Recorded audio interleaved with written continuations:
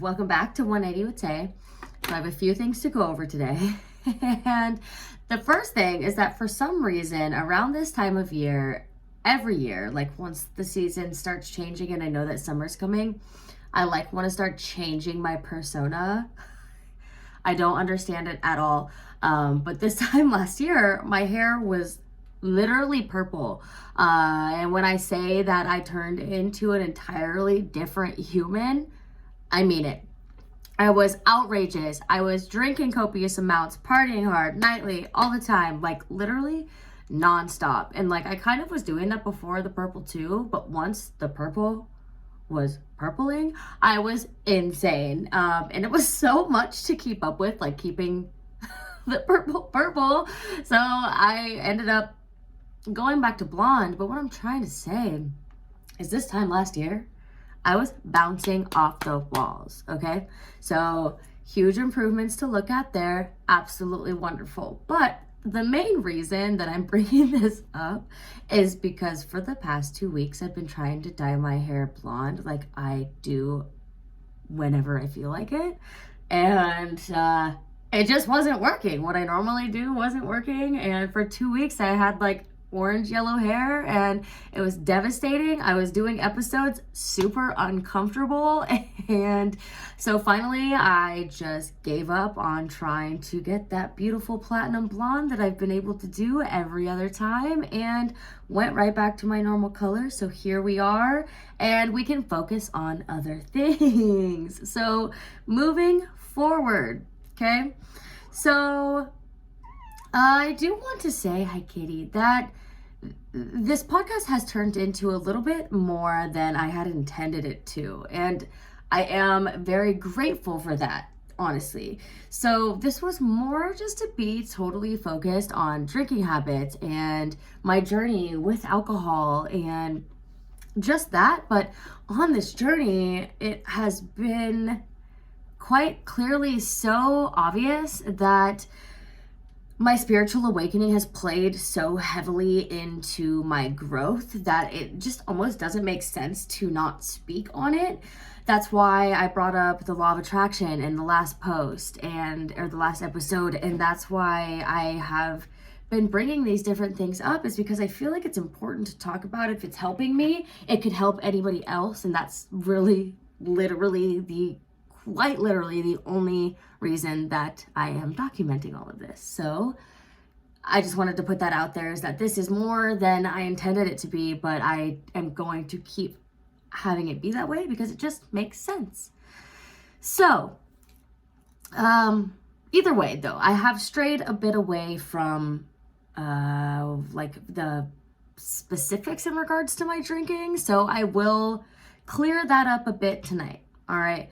So right now, I'm going to get back into a segment called Booze Cues. And I haven't done this segment since when I literally released in January. So it's been almost 3 months. And this segment is where friends and listeners ask me questions and I answer them, but I really want whoever is listening to also answer the questions for themselves, because it's a really, really important part of the self-improvement, self-growth process of knowing who you are and what you want, right? And I always talk about making lists and, setting goals and knowing what you want, this, that, and the other. I do believe it's very, very important. So when I ask these questions that were asked of me, I am going to answer them, but like I said, answer them for yourselves and just kind of ponder the thought, right? So let's get right on into it. The first question: what does your daily routine like weekday versus the weekend? So for me, when I wake up in the morning, and I work from home, so you guys have to remember I am in my house quite often. So when I wake up, first thing I do is take care of my animals right before work. And sometimes I give myself a little extra time and I'll shower, but I have really no need to get ready in the morning at this moment in my life. So I take it really, really easy in the morning, and I enjoy that part of my day, is taking it easy in the morning, enjoying life for what it is, enjoying how comfortable my bed is and how cute my kitty cats are, and just taking it easy. So I work the full 40-hour days, 40-hour weeks, 8-hour days. But while I do that, I am literally working on this, the podcast. So I spend all of my time building my future, and building all of the information that I possibly can for this to benefit others as well as grow daily. That's what I'm trying to do, is be my best self, and I don't believe that I will achieve that in one day. It's going to take time, and that is the time that we are taking. So after work, I will work out. I will either go on a walk, work out at home, and then I'll go to the gym, and then I'll either go to the store, or if I already have what I need, we will make food. Me and my roommate try to stick pretty good to a routine when it comes to workout, eating, and then either chilling or going to sleep. So that is basically Monday through Thursday all the time. So I keep it pretty consistent, okay? Either Friday or Saturday is going to be the day where I'm going to go out and do something. I give myself one day during the weekend to really just enjoy myself and let loose. And if that involves drinking, I will. There are weekends that I don't always go out. So on those weekends, I literally do like the most self-care ever. I'm either reading, meditating, taking a bath, watching my favorite show, writing in a journal, or like literally whatever. I can do whatever I want. When I want to chill, I tell myself that is time spent. It's good time spent. Time well spent is what I'm trying to say. So, like I said, I give myself some time to relax on the weekends. And usually, like I said, it's only that one day so that I have an extra day to totally relax. And that's where I've kind of found that balance so far. And I'm finding it very beneficial. So let's move on.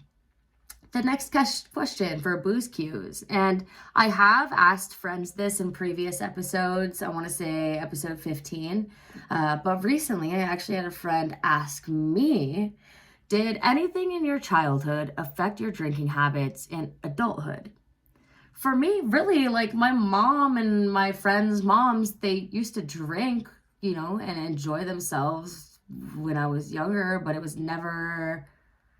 like alcohol never negatively affected my childhood. And I'm very grateful for that, because I know very well that it does affect a lot of people's childhoods.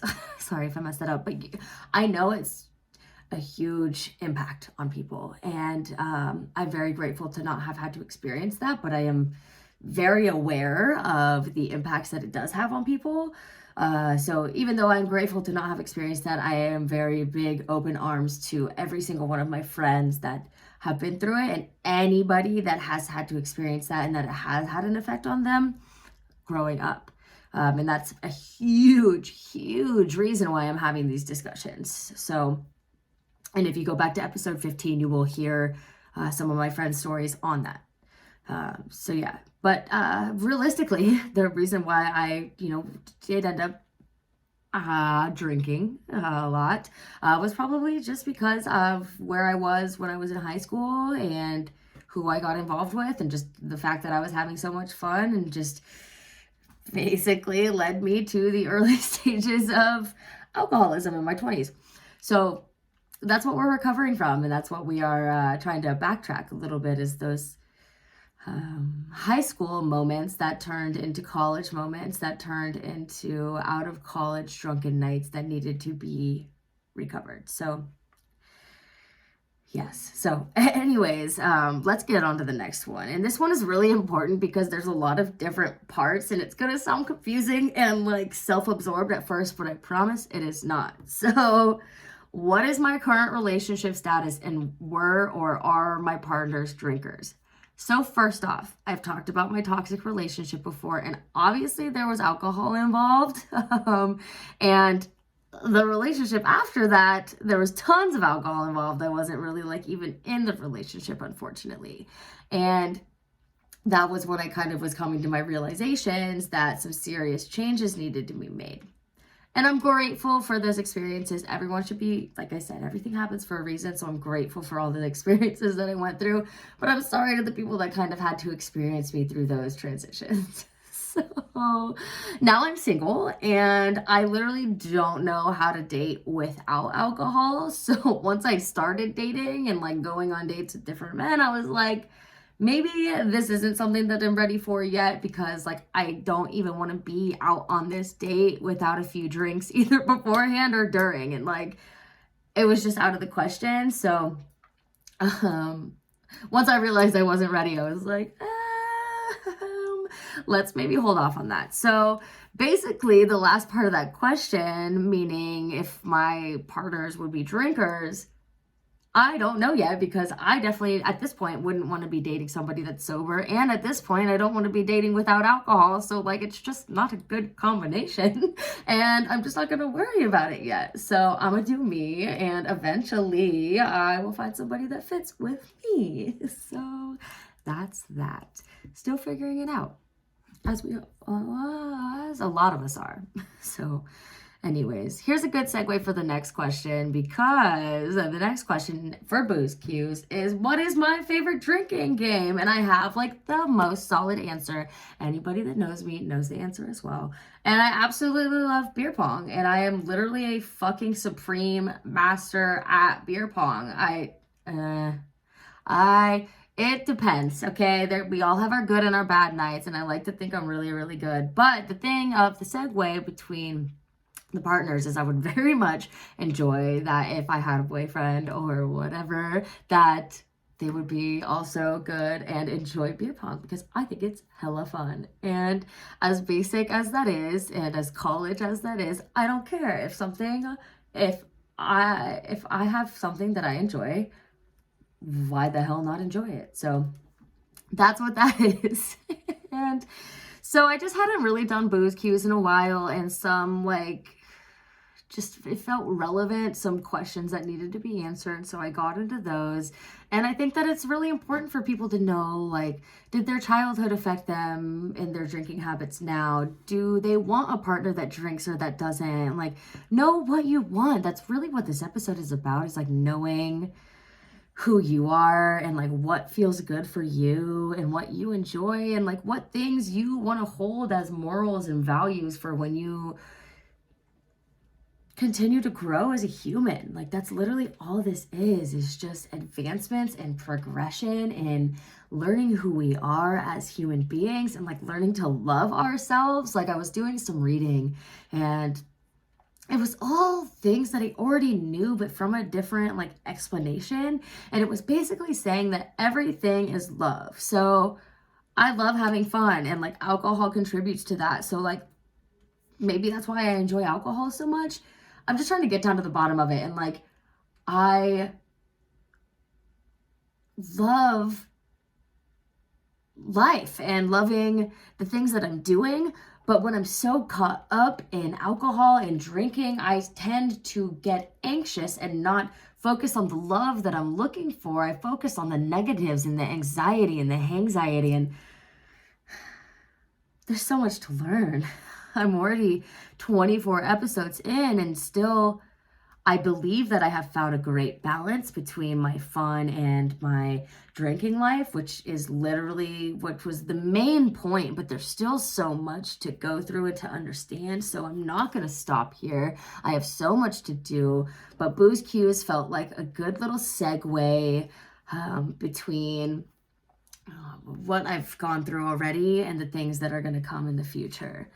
And so I may be launching this after this weekend, but this coming weekend, I am going to be going on a trip for a friend's birthday. We are going up to Payson, going up to the woods, and every time for my friend Haley's birthday, we get an Airbnb. Last year, we were in Oregon, and it was so beautiful, and we drank a lot, but we're all together in our safe space and we know our limits. We're almost adults at this point. So it's really nice to release and get out of the city and know that you are in a safe spot and that you're just enjoying your time, and there's nothing else other than that. You are going out to have fun and there are no other intentions other than just a good time. And that is a huge fucking refreshment when all we do is focus on the future and trying to be